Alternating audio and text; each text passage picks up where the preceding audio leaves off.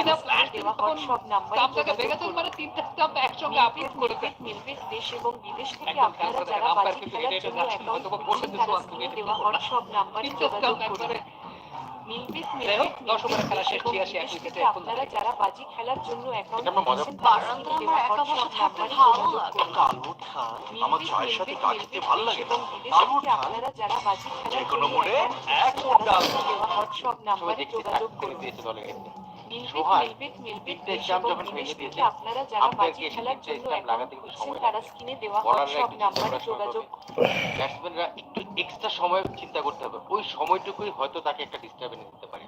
তো অনেক সময় স্ট্র্যাটেজিক চেঞ্জ প্ল্যান হতে পারে এবং ঠিক হতে পারে, সেই জায়গায় কিন্তু সোহান এটা করতেই পারে। চ্যাম্পিয়ন এমনি এমনি হয় না, এই ধরনের ঠিক করেই কিন্তু চ্যাম্পিয়ন হতে হয়। এবং আমরা 2024 টি20 বিশ্বকাপে দেখেছিলাম যে ঋষভ পান্ট ঠিক যে সময়টাতে হেনরি ক্লাসেন মোটামুটি ম্যাচটা হাতের হাত দিয়ে বের করে নিয়ে যাচ্ছিলেন ভারতের, সেই জায়গাটা ঋষভ পান্টকে দেখতে পেয়েছিলাম হঠাৎ করে তিনি বেশ কিছু কর্মকাণ্ড ঘটিয়েছিলেন যেটা সময় ক্ষেপণ করছিলেন হেনরি ক্লাসেনের। সেই জায়গাটাতে কনসেন্ট্রেশন ব্রেক করেছেন। তবে যে থ্রোটা হয়েছিল সেই থ্রোটা সোহান আসলে রিসিভই করতে পারেননি। সোহান রিসিভ করতে পারেননি, পরবর্তী সময় হাত দিয়ে স্টাম্পটা ভেঙে দিয়েছেন।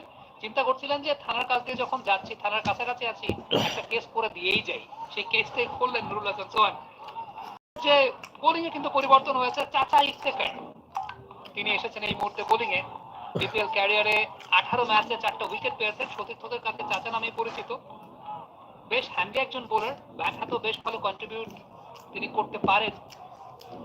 সাম্প্রতিক সময় রংপুর রাইডার্স টিমের টিম বন্ডিংটা, টিম জেলিংটা, ইভেন যারা বিহাইন্ড দ্য সিন কাজ করেন, এদের প্রত্যেকের জেলিংটা খুব চমৎকার। আমি তাদের fitness trainer Sunan Rubayet Mac, তার সঙ্গে কথা বলছিলাম। ইফতেখার তার কাছে পার্সোনাল ফিটনেস ট্রেনিং করছেন এবং এই যে টিম বন্ডিংটা, যেটা বাইরের দেশ থেকেও যখন কেউ আসছেন সেটাকে ওন করতে পারার এক ধরনের অ্যাডাপ্টেবিলিটি। 7 বল থেকে 101 রান প্রয়োজন খুলনা টাইগার্সের, রিকোয়ার্ড রেটটা 10.1। অফের বাইরে অনেকটা জরুরি উপরে করেছিলেন ইফতেখার। যদিও বিপিএল ক্যারিয়ারে দেখাচ্ছে 4টা উইকেট, তারপরও তার যে ইকোনমিটা সেটা একটা গুরুত্বপূর্ণ বিষয়। 7.6 এই ইকোনমিতে তিনি বল করছেন, যেটা টি20 ক্রিকেটে এই মুহূর্তে বলতে হবে খুবই ভালো মানের ইকোনমি রাখছেন। মিডল ওভার্স দিয়ে সাধারণত বল করেন, টাইমের জন্য একটা চ্যালেঞ্জ হবে যদি কোনো ধরনের টাইম থাকে। বিপদ হলে অতটা স্টেপ আউট করেছেন, সাহস করেছেন। বাউন্ডারি কি পাবেন কিনা, না, সেখানে ফিল্ডার আছেন অবশ্য। একের বেশি রান আসেনি। ইফতেখার সেই জায়গাটাতে ট্র্যাপ তো সেট করেছেন, শর্ট কভার অঞ্চলে একজন ফিল্ডারকে নিয়েছেন এবং এমন না যে ব্যাটারের ব্যাটের সামনে বল দিচ্ছেন। ব্যাটারের ব্যাটের সামনে বল দিলে যেহেতু এক্সট্রা কভার অঞ্চলে কোনো প্রোটেকশন নাই, খুব ইজি হয়ে যায় টু লিন ফরওয়ার্ড এবং ড্রাইভটা এক্সিকিউট করার জন্য। চাচ্ছেন যে ব্যাটার যাতে ইনসাইড আউট, সেক্ষেত্রে জায়গা করে নিয়ে তারপর কাভারের উপর দিয়ে উড়িয়ে মারে, তখনই একটা ক্যাচ ধরার সম্ভাবনা তৈরি হয়।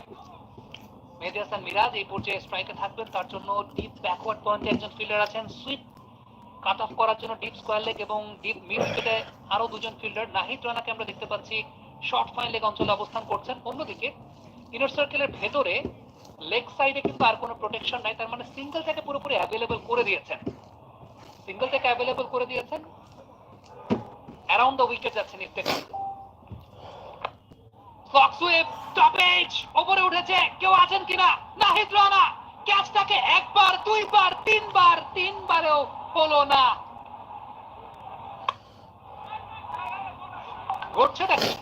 ঘটছেটা কি এখানে? নুরুল হাসান সোহান তিনি থ্রো করলেন, স্টাম্পটা ভাঙলো, পরবর্তী সময় বলটা রিজেক্ট হয়ে চলে গেল সেদিকে বাউন্ডারির ওই প্রান্তে।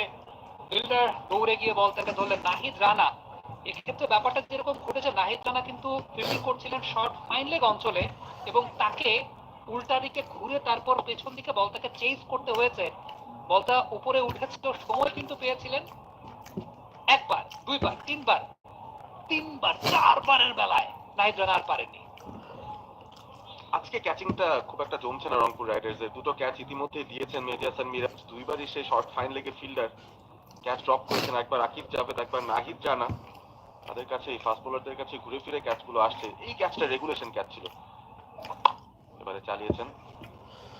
ক্যাচিংটা ঠিক হলে এতক্ষণে হয়তো মেহেদী মিরাজ তিনি ফিরে যেতেন প্যাভিলিয়ন এবং একটা ব্রেক থ্রু যেটা দরকার। 59 রানের পার্টনারশিপ হয়ে যাচ্ছে, ব্রেক থ্রুটা এখন না আনতে পারলে কিন্তু বিপদটা বাড়বে রংপুর রাইডার্সের। এবং দুটো ক্ষেত্রে সুইপ শটের অ্যাটেম্প করতে গিয়ে মিরাজ লাইফটা দিয়েছেন। তবে এক্ষেত্রে